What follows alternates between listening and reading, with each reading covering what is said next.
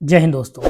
प्रयोगवाद, ये हमारी प्रयोगवाद की दूसरी क्लास है। ठीक है, अगर आप UGC net, GRF, TGT, PGT, GIC, GDC, DSSB lecturer या कहीं का भी असिस्टेंट प्रोफेसर हो, अगर आप उसकी तैयारी कर रहे हैं हिंदी साहित्य से, ठीक है, तो यहाँ पर वो सारे पीवाईक्यू आपको देखने को मिलेंगे। ठीक है, मैंने अब तक लगभग 1750 प्रश्न करा दिए हैं। ठीक है, टारगेट है कि 10,000 पीवाईक्यू हिंदी के कराने के लिए। ठीक है, अगर शिक्षा के चैनल पर पहली बार आए तो प्लीज़ वीडियो को लाइक कर दीजिएगा और चैनल को सब्सक्राइब कर लीजिएगा और ज़्यादा से ज़्यादा शेयर कर दीजिएगा। ठीक है, तो चलिए हम लोग 50 पीवाईक्यू करते हैं। क्या कहता है क्वेश्चन? ये राजस्थान लेक्चरार भर्ती परीक्षा 2015 में पूछा गया था। ठीक है, मोटा माटी तरीके से आपको हिंदी से, मुझे उम्मीद है कि मैं हिंदी का जितना भी है सब पीवाईक्यू के माध्यम से कवर कर दूंगा मोटा मोटा। ठीक है, बाई चांस इधर उधर से भले कुछ आ जाए, लेकिन मुझे तो उम्मीद है कि यही क्वेश्चन एग्जाम में बनते हैं और यही सब पूछे जाते हैं। बस केवल आंसर वही रहता है, प्रश्न का जो पूछने का तरीका थोड़ा चेंज हो जाता है। क्या कहता है क्वेश्चन? हिंदी कविता में फैंटेसी का मुखर वक्ता कौन है? तो अगर फैंटेसी कविता की बात करते हैं, फैंटेसी की, तो मुक्तिबोध। ठीक है, कौन है? मुक्तिबोध। कौन है? मुक्तिबोध। इनमें से कौन प्रबद्धवाद से संबंधित है? ठीक है, तो प्रयाग नारायण त्रिपाठी कह रहा है नहीं संबंधित है। कौन कह रहा है? नहीं संबंधित है, तो प्रयाग नारायण त्रिपाठी। ठीक है, ये प्राबद्धवाद से संबंधित नहीं है। तीसरे तार सप्तक के क्या थे? ये कवि थे। ठीक है, क्या थे? कवि थे। ठीक है, अगर हम प्राबद्धवाद की बात करते हैं, इसे नेकनवाद के नाम से भी जाना जाता है। और इसके तरीके से प्रवर्तक कौन थे?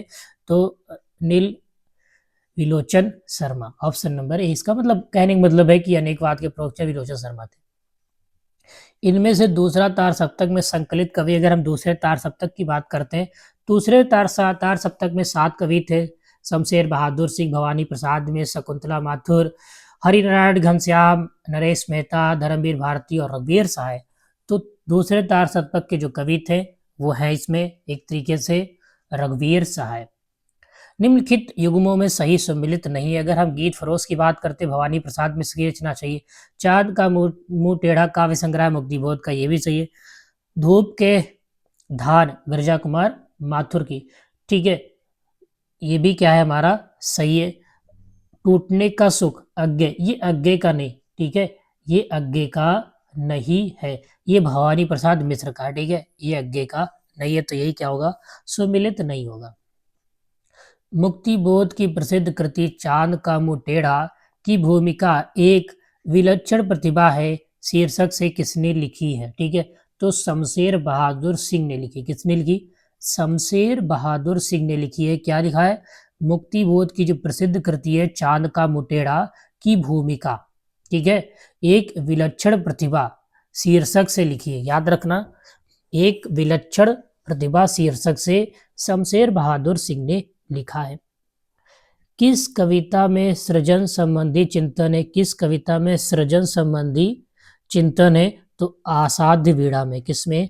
आसाध्य वीणा में सृजन संबंधी चिंतन है, जो अज्ञे की क्या है? रचना है। किस वर्ग के सभी कवि किसी न किसी सप्तक के कवि हैं? ठीक है, मुक्तिबाद, गिरजा कुमार माथुर, केदारनाथ अग्रवाल। ये क्या होगा? गलत हो जाएगा। रामविलास शर्मा, नरेश मेहता, मदन पासेन, ये। ठीक है, ये क्या है? कवि है। ठीक है, ये पहले सप्तक के कवि है। वह दीप अकेला के माध्यम से कवि क्या कहना चाहता है?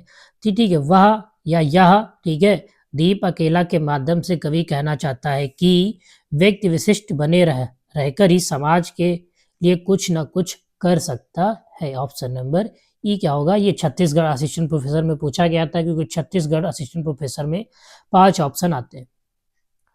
किस कविता में शहरी जीवन पद्धति के दम्भ पर कटाक्ष किया गया है? ठीक है, हरी घास छड़ भर।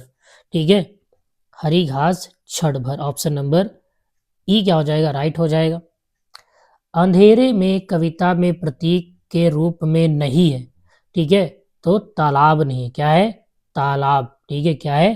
तालाब नहीं है। ठीक है, तालाब नहीं है। ठीक है, अगर हम अंधेरे कविता के प्रकाशन की बात करते हैं, इसका 1964 में हुआ था। 1964 में कल्पना पत्रिका में इसका, ठीक है, प्रकाशन हुआ था। ठीक है, याद रखना, कल्पना कभी कभी पूछ लेता है किस पत्रिका में हुआ था, तो कल्पना।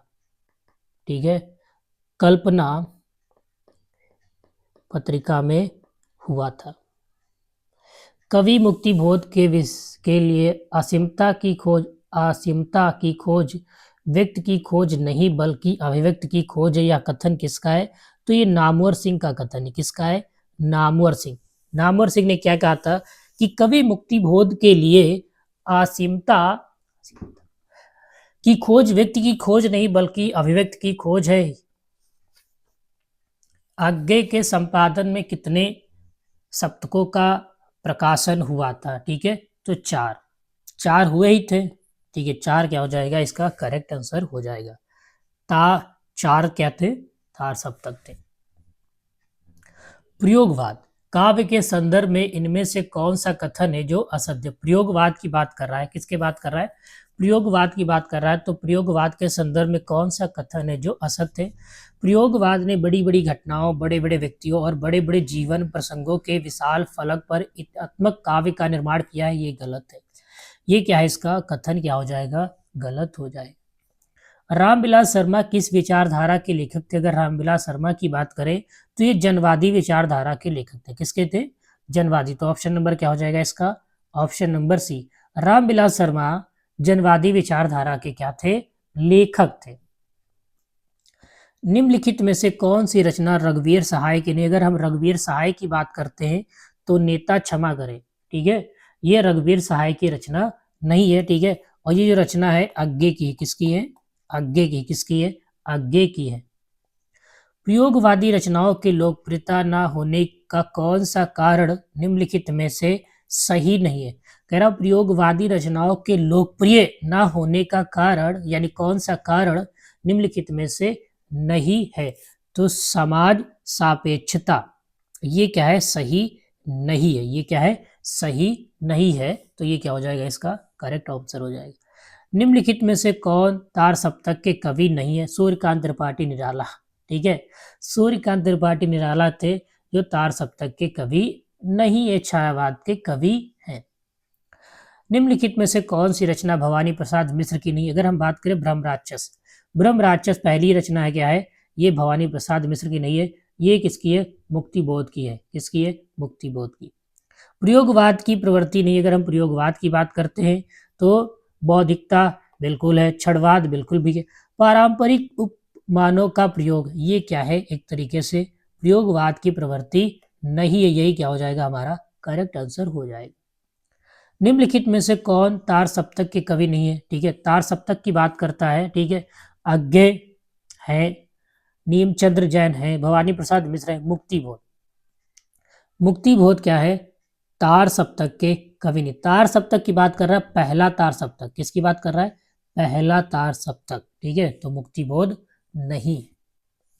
फैंटेसी शिल्प पर आधारित काव्य रचना अंधेरे में है। कहाँ पर है? अंधेरे में। तो ऑप्शन नंबर इसका बी क्या हो जाएगा? इसका करेक्ट हो जाएगा।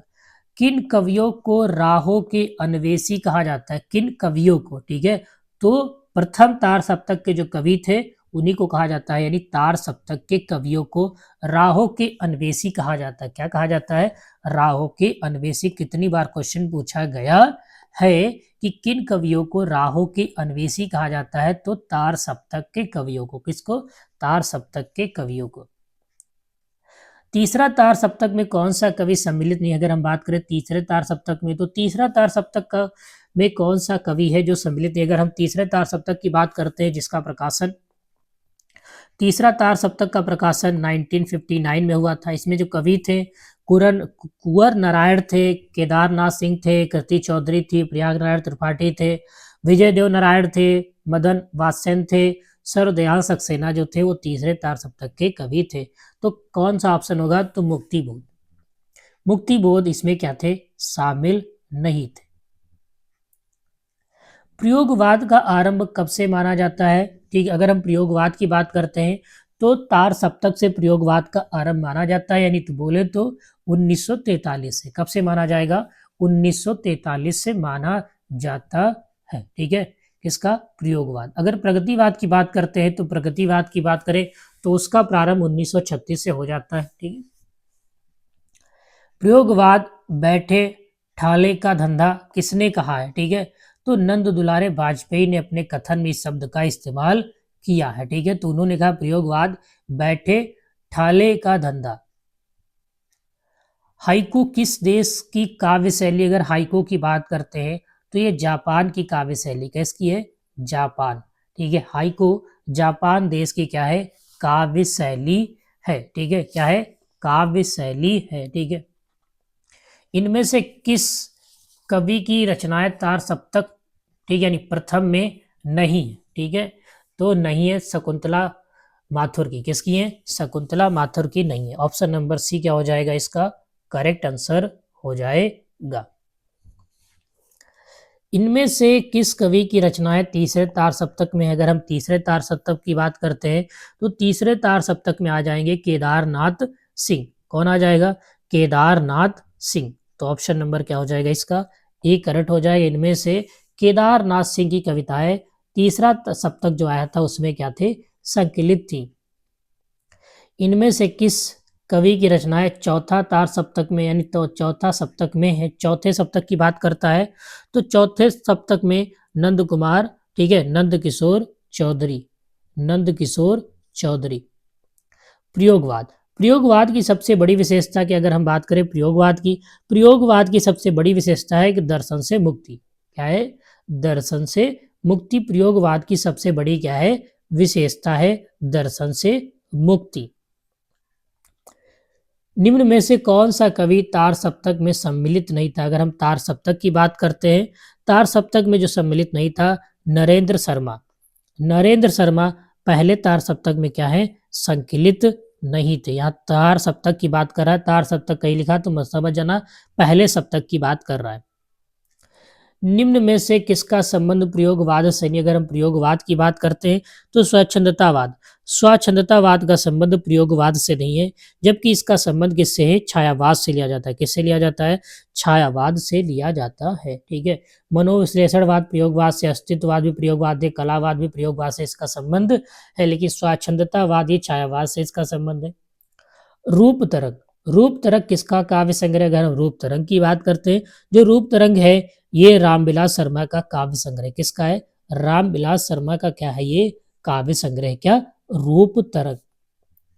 निम्न में से कौन सा दूसरा सप्तक में सम्मिलित नहीं? अगर हम दूसरे सप्तक की बात करते हैं तो कुंवर नारायण, कुंवर नारायण, ठीक है, दूसरे सप्तक में शामिल नहीं थे। ये किसमें थे? फोर्थ वाले, जो चौथा आया था वो, सॉरी तीसरा, किसमें थे? तीसरे में शामिल थे। किसमें थे? तीसरे में क्या शामिल थे? निम्न में से कौन सा काव्य संग्रह आज्ञे का नहीं है? तो अगर हम बात करें कौन सा काव्य संग्रह है जो आज्ञे का नहीं है, यहां से देखो, कहां से? यहां से। ये जो है ये आज्ञे का नहीं है, ये आज्ञे का काव्य संग्रह नहीं है। अगर ये है किसका? तो केदारनाथ का है। किसका है? केदार, ठीक है, केदारनाथ का है। किसका है? केदारनाथ सिंह का है, केदारनाथ सिंह का है। नदी के द्वीप किसकी रचना? अगर हम नदी के द्वीप की बात करते हैं तो आज्ञे की रचना है। किसकी है? आज्ञे की। सच्चिदानंद हीरानंद वात्स्ययन आज्ञे की क्या है? ये रचना है। सर्वदयाल सक्सेना की रचनाएं हैं। अगर हम सर्वदयाल सक्सेना की बात करते हैं, ठीक है, की रचनाएं हैं, तो एक सोनी नाव व जंगल का दर्द, एक सोनी नाव व जंगल का दर्द, ये सर्वदयाल सक्सेना की क्या है? रचना है। नई कविता के तीसरे सप्तक के कवि कौन है? अगर हम नई कविता की बात करते हैं तीसरे सप्तक के कवि कौन है? तो केदारनाथ सिंह। ठीक है, कौन है? Kedarnath Singh. Option number A क्या हो जाएगा? इसका राइट हो जाएगा। प्रयोगवाद की क्या विशेषता थी? अगर हम प्रयोगवाद की बात करते हैं तो प्रयोगवाद की जो विशेषता थी, शिल्पगत चमत्कार। क्या विशेषता थी? शिल्पगत चमत्कार। क्या? शिल्पगत चमत्कार क्या इसकी विशेषता थी?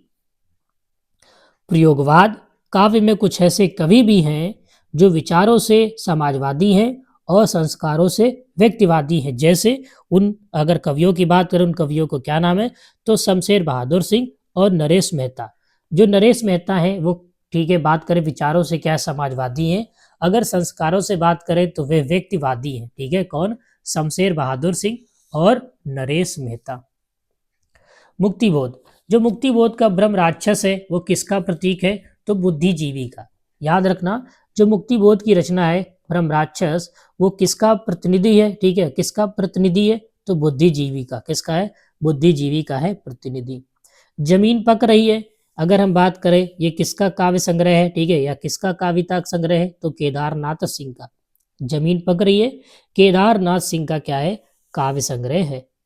गीत फरोश, गीत फरोश में कवि क्या कहना चाहता है? अगर हम गीत फरोश की बात करते हैं तो गीत फरोश में कवि कहना चाहता है दूसरों के मनमाफिक कविता लिखने और बेचने के लिए कवि क्या है? विवश है।